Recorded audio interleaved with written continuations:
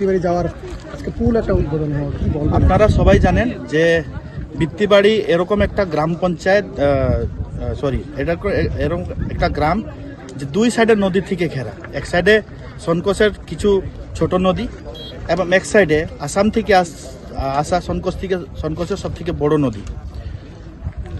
এই ব্রিজ বর্ষাকালে June July August মাসে এই এলাকার মানুষ কিন্তু বাইরে হতে পারত না রিগার্ডিং হেভি রেনের জন্য এবং পাহাড়ি নদী যে সনকোষের জল বড়ার জন্য। প্রত্যেকবার এখানে ছোট একটা কোনো মতন করে নৌকা বা কোনো মতন করে যাওয়ার একটা ব্যবস্থা এরকম করে করে কিন্তু মানুষকে পার করতে লাগতো।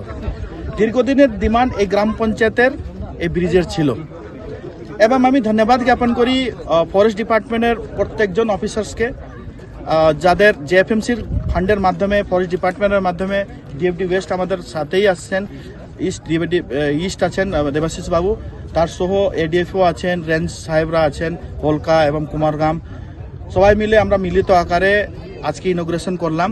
দীর্ঘদিনের যে ডিমান্ড ছিল যে ছোট্ট একটা কাঠের ব্রিজ, এই দীর্ঘদিনের ডিমান্ড আজকে পূর্তি হলো। তার সহ সনকোষ রিভার প্রোটেকশন করার জন্য বৃত্তিবাড়িকে গতবার ইরিগেশন ডিপার্টমেন্ট থেকে অ্যাপ্রক্সিমেটলি 2.5 কোটি টাকা দেওয়া ছিল এবং আরও আমার কাছে যে রিকোয়েজিশন আসছিল আরও কিন্তু 2.5 কোটি টাকা অ্যাপ্রুভাল হয়ে গেছে। তার মানে বৃত্তিবাড়িতে আর সনকোষ নদীর জল ঢুকবে না, কেন প্রত্যেকটা ফ্লাডের সময়, প্রত্যেকটা বর্ষার সময় গ্রামের বাড়ি বাড়িতে জল ঢুকে যাতে এটা কিন্তু প্রোটেক্ট করার জন্য ইরিগেশন ডিপার্টমেন্ট ফান্ড করে দিয়েছে।